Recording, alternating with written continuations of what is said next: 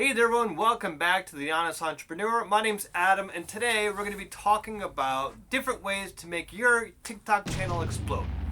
Now, TikTok with any other social media platform has its own way of looking at content. So finding the right strategies, methods, and content in order to grow your business can be a struggle. That's why in this video we're going to cover 7 outside of the box creative tips to grow on TikTok. Plus I have an extra exciting bonus tip at the very end if you stick around for it. So let's get started by starting with tip number 1.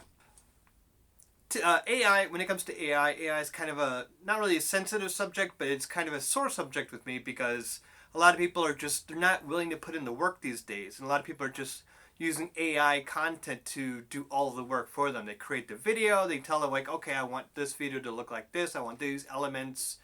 Then they like, I want you to write a script for it, and I want you to read the script. And they just basically take everything and they put it into a video and call it done. If they're doing some kind of content and they're just relying on AI, that's not really honest work. But let's get past that. And I know it's kind of counterintuitive what I was just saying, but let's talk about AI-powered tools. Now, not when it comes to creating content, but did you know that TikTok has its own AI studio? And it's called Symphony Creative Studios.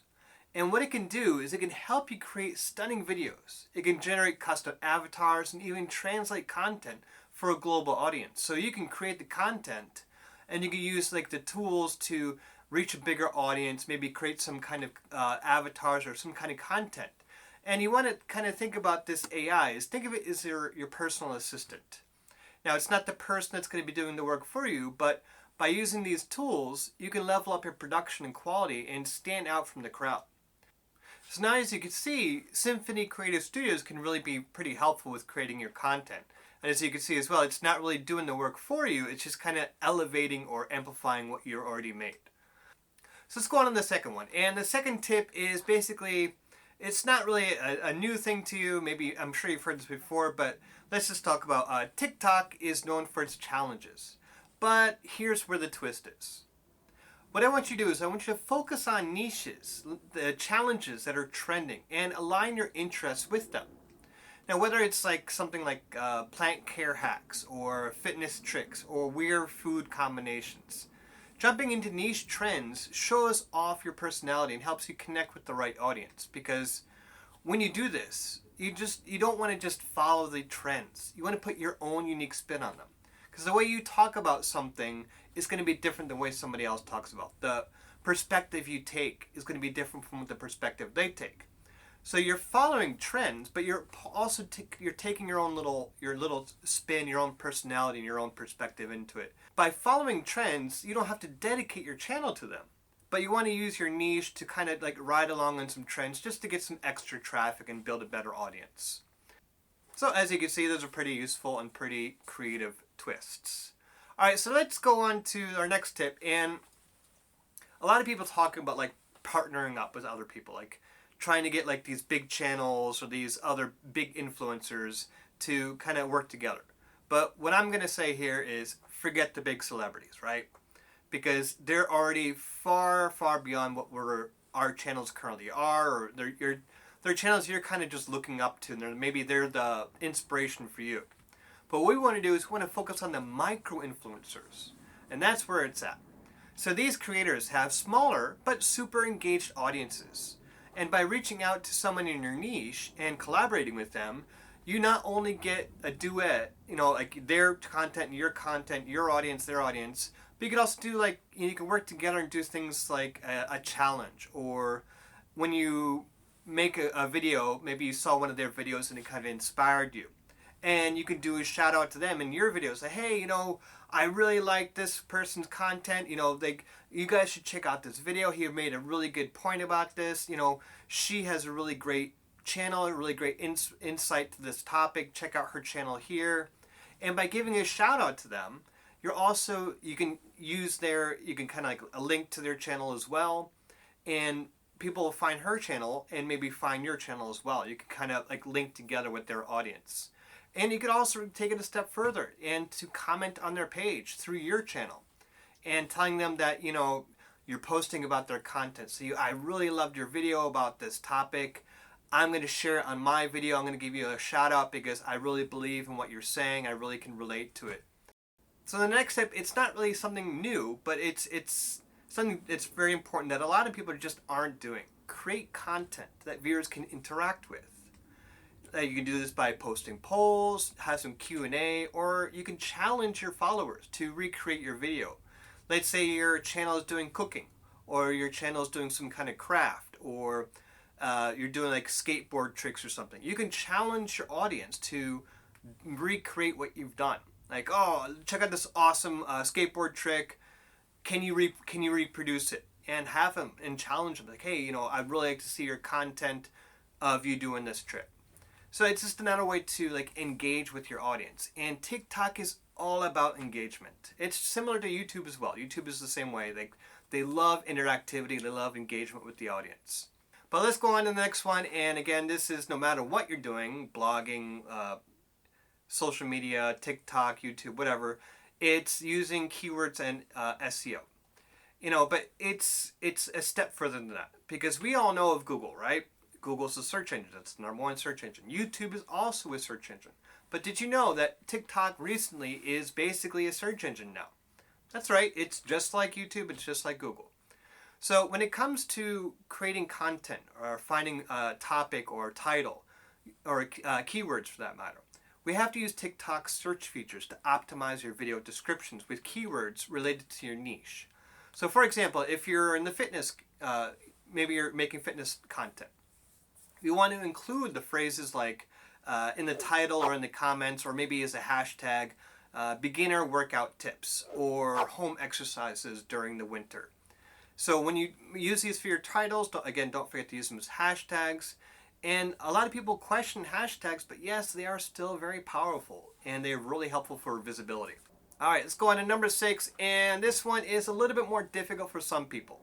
That is because it really relies on you putting yourself out there. And that is live streaming. Live streams are your secret weapon for building community. You get to go live with and chat with your audience. You can answer their questions or even give like the behind the scenes look at your content, like how your content is made, how you do research. And by doing that, it really makes a kind of personal connection with your audience. And doing like the interactions with your audience, it helps boost your visibility and helps you form deeper connections. This tip is often the most challenging for a lot of us, like as I said, because you're literally putting yourself out there without any edits, cuts, or pauses. But even if you only stream to one person, and this has happened before, not just to me, but it happened to a lot of my friends, a lot of my clients as well. I had one person, he just started live streaming. He was so nervous about it, he was so scared about it because he didn't really, I don't know if it was like a self-image thing or the way he didn't think he was a good communicator, a good speaker, but he said, you know what, I'm just going to put myself out there, I'm just going to start recording, and he started doing it every day on his commute to work. Now, of course, he wasn't really looking directly into the camera, but he had a mount on his dashboard, and it was like 90% of the way facing him. And he was just talking to the camera about whatever the daily topic it was. And in the beginning, he had 0 viewers. The first week, he maybe only got 1 or 2 views, and it was not from start to finish because his drive to work was 10 minutes long, and it'd be about 8 minutes when it was all said and done. But like I said, in the first week, he didn't really have anybody, maybe 1 or 2 people, but they only watched for a couple minutes. But now, he's been doing it for a few months now, and he's got like 50 people that join him on his ride into work. And he thinks it more of just a phone call or a live chat, basically, with these people. He doesn't really see it as recording content or making content. He just thinks it is having a conversation. And by doing that, he became much more confident, much more comfortable, because he feels like he's talking with friends and family. So, like I said, but even if you only have one person, the more you do it, the bigger your audience will be, and even more of a benefit, the more confident you'll be. You'll learn a lot more about yourself and the way you record content, and you'll get better yourself. All right, so let's go on to the next one, which is to track your content. So is your channel growing? Are you getting views? Are you getting people liking or commenting? And maybe are some videos hits and others misses? So we want to review analytics. Now, the numbers don't lie, basically. That's the information we need to rely on the most, is the numbers. We can't argue with them. And analytics are your best friend when it comes to TikTok and knowing what kind of content to create. Now, we want to check your performance metrics to see what's working and double down on those types of videos. Now, is your audience more interested in like the funny content, the more serious content, the longer or shorter? We need to know what's working and what's not, so we can focus more on that. And a lot of people, and this is one of the biggest questions I get asked all the time, they start their TikTok channel in the beginning, it grows, then it kind of plateaus, and it kind of, the numbers kind of go down a little bit. And I was like, Adam, I don't know what happened. Like, I'm not really changing anything. It's all the same. I'm trying to put out the same kind of content. And I always have to tell them, like, look at your analytics. What has changed since you first started? And a lot of times, they have gotten better. Their video quality has gotten better. But as the time goes on, the message is becoming more mainstream, more generalized, more as everybody else has it. And that's not why your audience came to you in the first place. So look at your analytics. See what videos are working, which ones are not. The key is to adapt and evolve as you grow, but always remember where you started.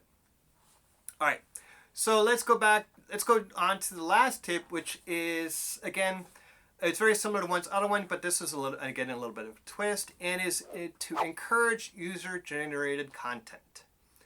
And basically what I'm talking about here is working on any business, especially in the beginning, when you are a solo entrepreneur. It's a lot of work.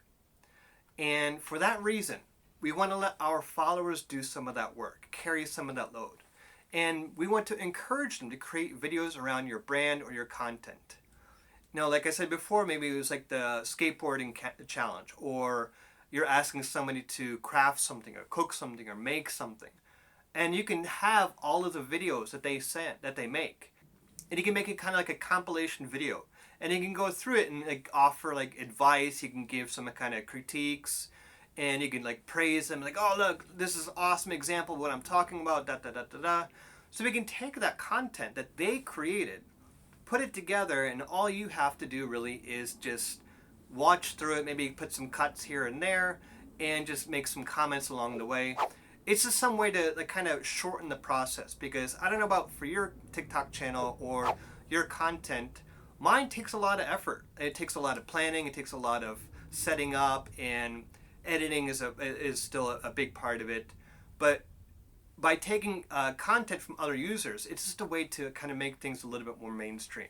And also another benefit too is it also builds a nice connection, because a lot of people think like, wow, you know, he took my video and he put it up on his channel, like, oh cool, no, I'm gonna get some views from that too, like I'm gonna share his video on my channel.